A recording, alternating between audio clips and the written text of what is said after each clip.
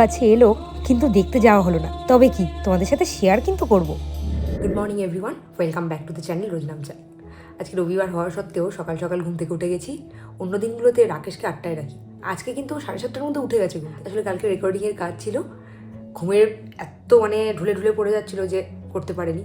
তাই আজকে সকালবেলা এই কাজটা কমপ্লিট করে তারপরে রেডি হতে শুরু করবে।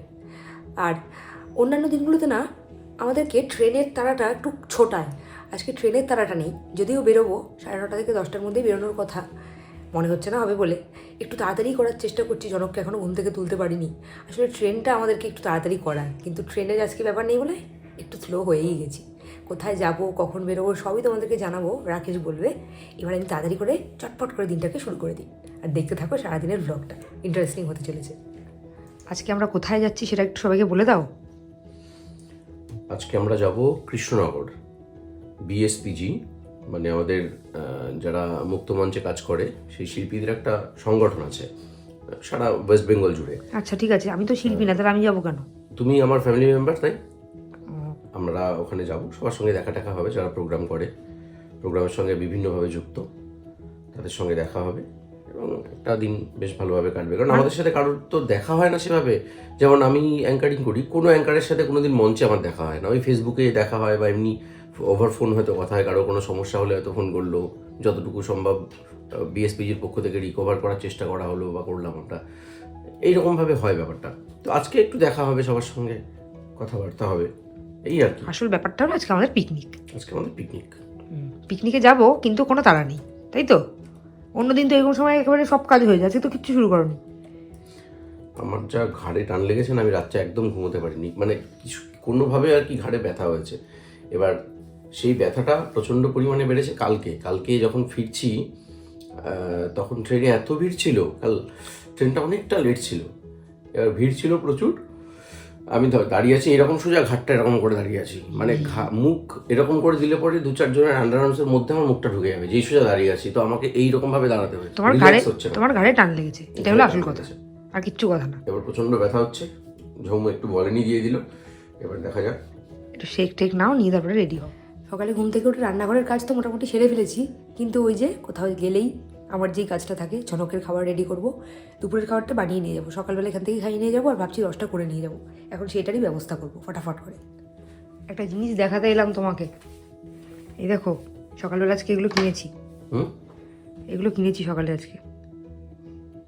এইরকম পচা পচা জিনিস কিনেছো কেন? তো একটা এগুলো ফ্রিজ থেকে বের করেছো তুমি? কিনেছি এগুলো, এইরকম শুকনো শুকনো। By one get one. লাভ করেছি কিনা আর বলো। বাই ওয়ান গেট ওয়ান হলে লাভ আছে, কিন্তু সেটা কততে বাই ওয়ান করেছো তাতে তো সেটা তো বুঝতে হবে। কত করে নিয়েছে কিলো? 100 টাকা কিলো, কিন্তু বাই ওয়ান গেট ওয়ান, একটার দামে দুটো দিয়েছে, এটা ফ্রি। বাহ, তাহলে ঠিক আছে, দারুণভাবে জিতেছো তুমি। তোমার সাথে থাকতে থাকতে কিপটা আমি শিখে গেছি। মাঝে মধ্যে ভাবি, জানো তো, ঝনকটা যে কবে বড় হবে, এইসব কাজগুলো তখন আমার আর থাকবে না। তবে ওর ছোটোবেলাটাকে তখন খুব মিস করব। সারাটা দিন এত বকবক করে, মাথার পোকা নাড়িয়ে দেয়। যেটুকু টাইম ঘুমোয় সেইটুকু টাইম মনে হয় বাড়িটা যেন শান্ত। তখন মনে হয় যে কবে যে বড় হবে আর এই এত বকবকানি থামবে। এই কথাটা যদি কাউকে আমি বলি, তখন সে আমাকে বলে যখন বড় হয়ে যাবে তখন এই দিনগুলোকে মিস করবে। ওই যে দেখলে গীতা দিয়ে এলো, গীতা দিয়ে এসে আমার পাকা চুল তুলে দিল, মাথা ভর্তি পাকা চুল হয়ে গেছে। আরে বয়সটা কি কম হলো আমার, রান্নাটা তাড়াতাড়ি করে ফেলি, এরপরে আবার স্নানে যেতে হবে। বেশি দেরি হয়ে গেলে তখন আবার আমাকেই দোষারোপ করবে।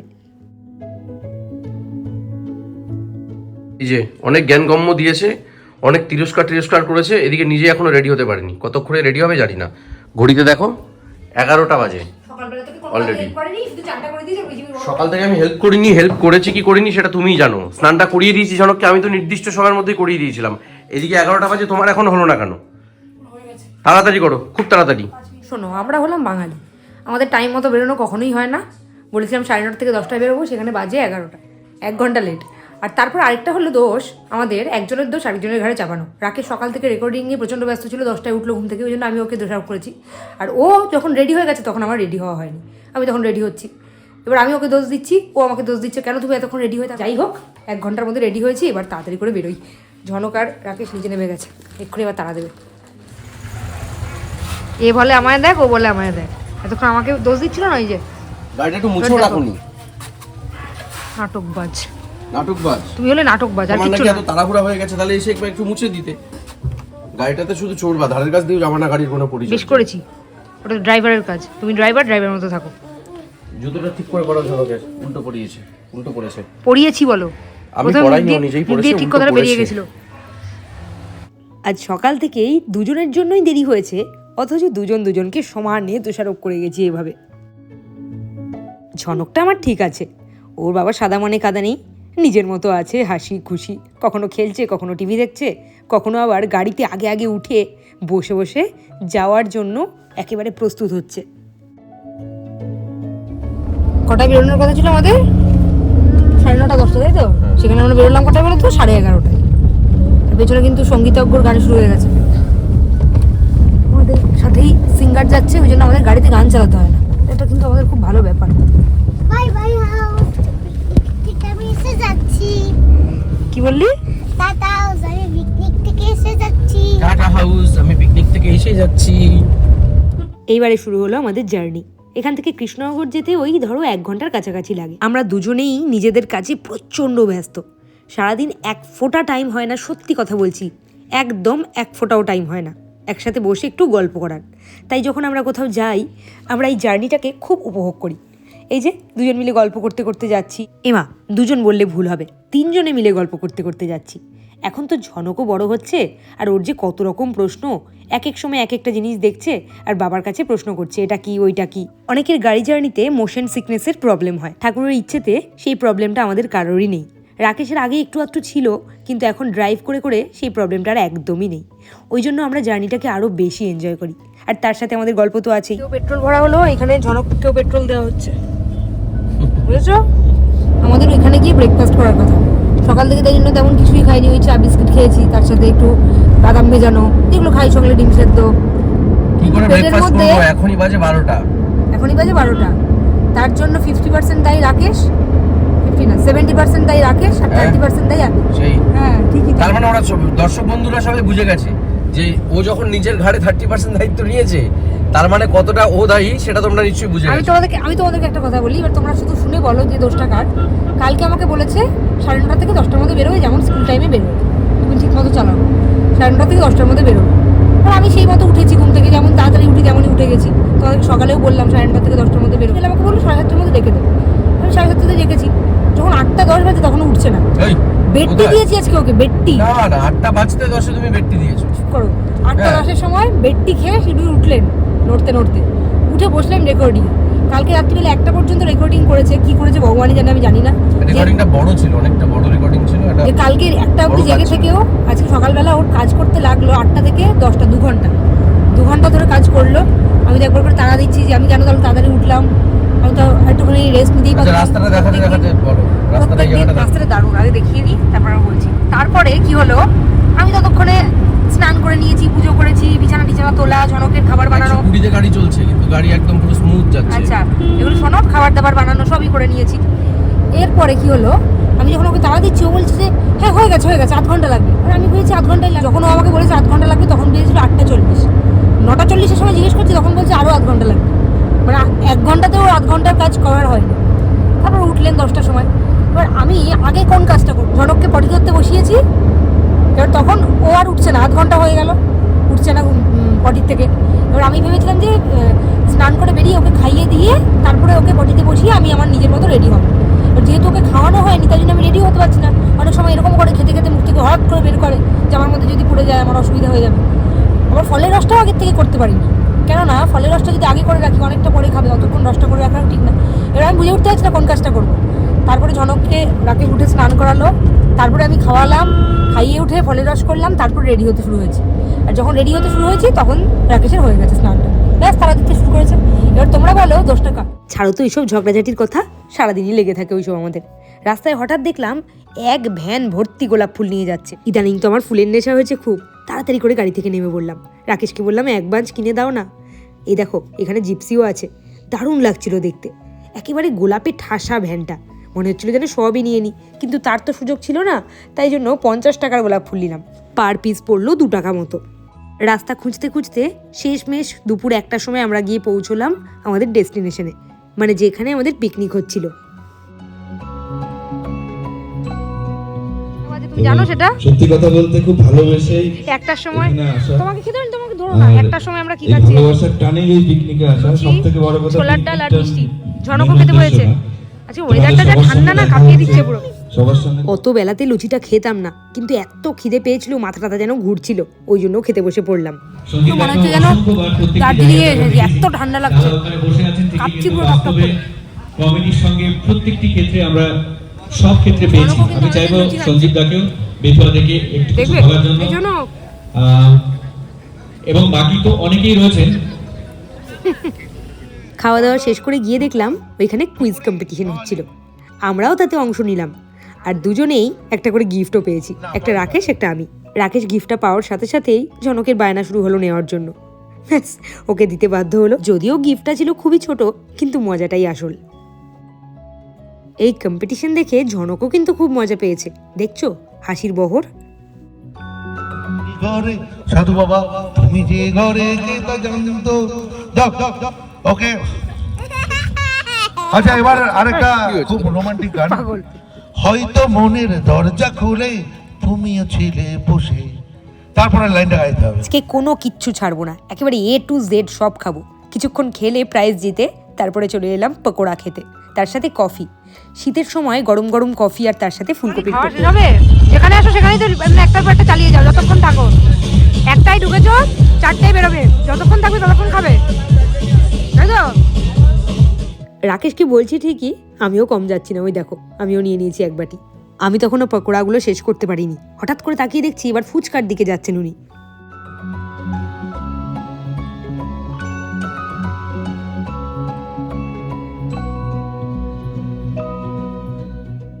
রাকেশ আমাকে পথ দেখাচ্ছে আর আমি দেখে দেখে যাচ্ছি ওর পিছন পিছন। আরে ফুচকা বাদ দেওয়া যায় বলো তো? যদিও জল খেতে পাচ্ছি না, হোমিওপ্যাথি ওষুধ খাচ্ছি, তেঁতুল খাওয়া বারণ তাই, কিন্তু শুকনো ফুচকাটা কেন ছাড়বো? ওই জন্যই দাঁড়িয়ে পড়লাম। ফুচকা খাওয়া আমার শেষ হয়নি, তার আগেই দেখছি ওইদিকে আরেকটা গেমের প্রিপারেশন শুরু হয়ে গেছে। গেমের নিয়মটা শোনো, ওই যে চোখটা বাঁধছে টাইট করে, চোখে দেখা যাবে না আর কেউ কিছু বলবেও না, কিন্তু একেবারে নিজের আন্দাজের ওপর সামনে এগিয়ে যেতে হবে। আর ওই যে দেখছো গাছের মধ্যে একটা ছবি লাগানো, তার কপালে গিয়ে টিপটা পড়াতে হবে। কি কঠিন খেলা বলো তো, আমি জানি পারবো না, তাই জন্য আর খেলতে যাইনি। কোন অস্থান কুস্থানে টিপ লাগিয়ে দেবো, তারপর নিজের মান সম্মানটাই যাবে। রাকেশ টিপ পরিয়েছিল একেবারে কানের ওপরে। রাকেশের এই টিপ পরানো দেখে জনকের বায়না শুরু হয়ে গেল, ও টিপ পরাবে। তারপরে রাকেশের কাণ্ডটা দেখো কি করলো, টুপি দিয়েই মুখটাকে ঢেকে নিয়ে চললো টিপ পরানোর জন্য।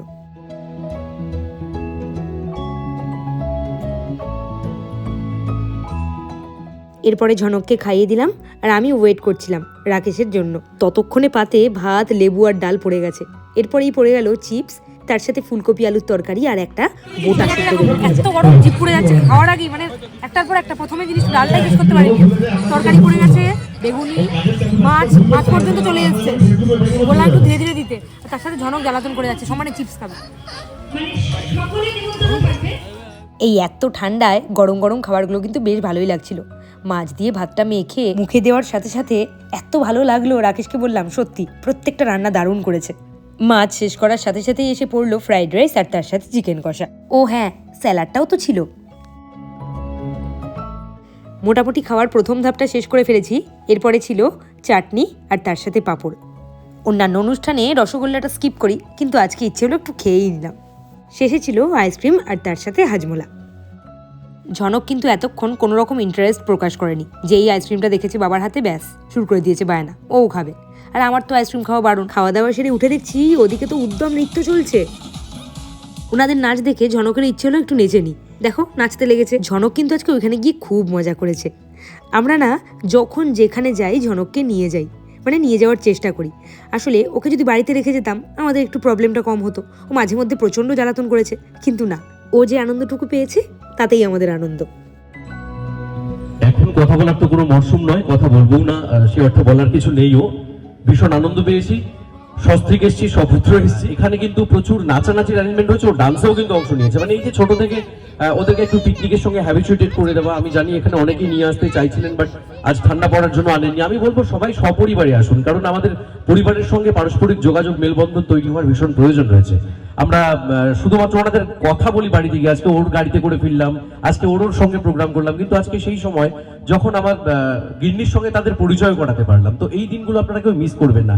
আমার মনে হয় যদি এটা কৃষ্ণনগরে অনুষ্ঠানটা হচ্ছে বলে, মানে আয়োজনটা হচ্ছে বলে হয়তো দূরের যারা তারা আসতে পারেননি। যদি এটা রানাঘাটে হয়, রানাঘাটের বহু মানুষ থাকবেন, তখন কৃষ্ণনগরের সবাই যেতে পারবেন না।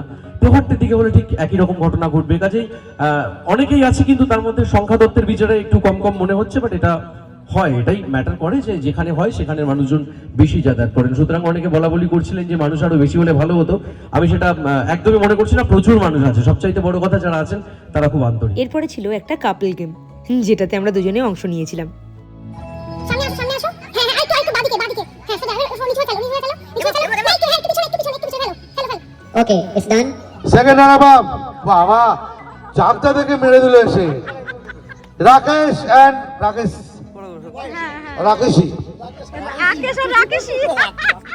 এই সময়টা ছিল কিন্তু আমার কাছে খুব স্পেশাল। আমি না কখনোই কোনো প্রাইজ জিতি না এইসব খেলার ব্যাপারে। এই যে আজকে জিতে গেলাম, তাও এর ক্রেডিটটা ছিল রাকেশেরই। এরপরে তিনজন মিলে একটা ফটোও তুলে নিলাম। তখন প্রায় সন্ধে হবে হবে এইরকম অবস্থা। কটা বাজে বলো তো? ওই ধরো 4:30। রাকেশের আবার প্রোগ্রাম আছে, বাড়ি এসেই প্রোগ্রামে বেরোতে হবে। ওই জন্য অনুষ্ঠান শেষ হওয়ার আগেই আমরা বেরিয়ে যেতে বাধ্য হলাম। সূর্য তখন অস্ত যাচ্ছে আর কি। মনটা কিন্তু বেশ খারাপ ছিল।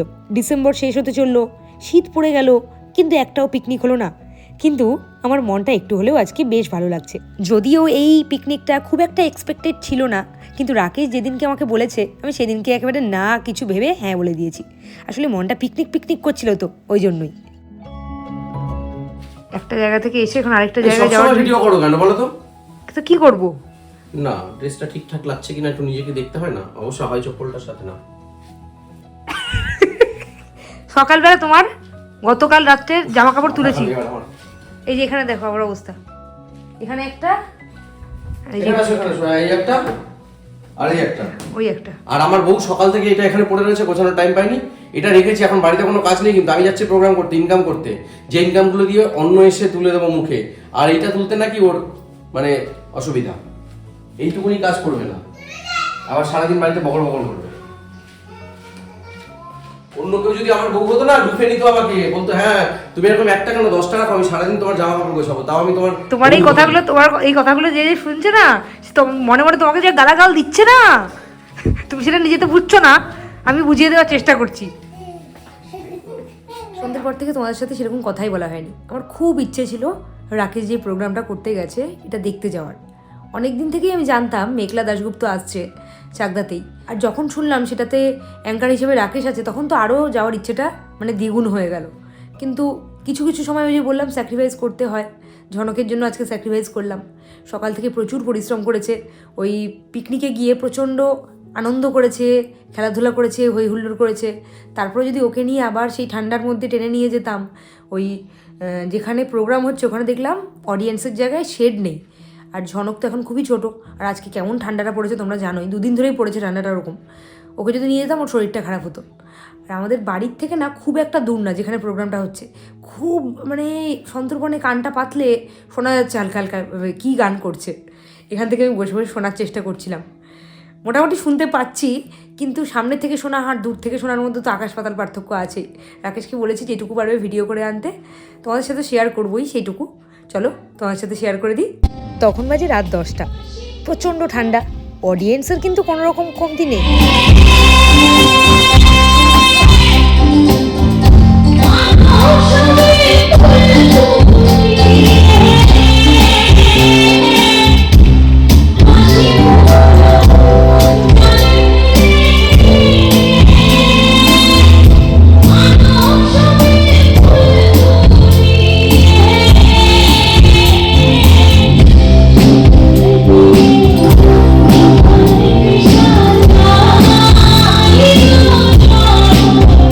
গানটা তোমাদের সাথে শেয়ার করবো সেটা ছিল একসময় আমার রিংটোন, প্রচণ্ড প্রিয় গান।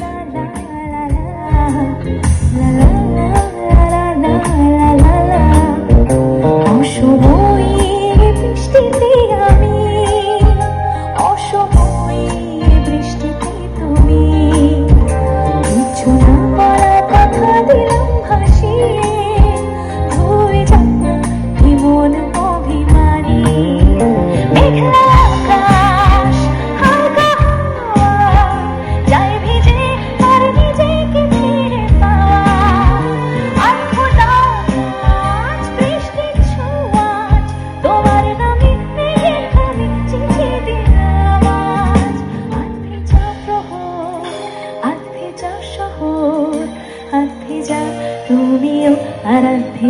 আমার শহর আধে যা ভোর, আধে যা শহর, আধে যা তুমিও আর আধে যা আমার শহর।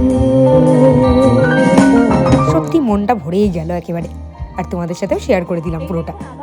ঝনককে শুইয়ে দিয়েছি, ভেবেছিলাম যে ওকে 9টার মধ্যে খাইতেই শুইয়ে দেবো। আসলে দুপুরবেলা তো ঘুমাইনি একদম, কিন্তু শোয়াতে শোয়াতে 10:30 বেজে গেছিলো। 10:30টার সময় শুয়েছি, এখন 11টা বাজে, আধ ঘন্টা হয়ে গেছে, ঘুমের তো কোনো নামই নেই।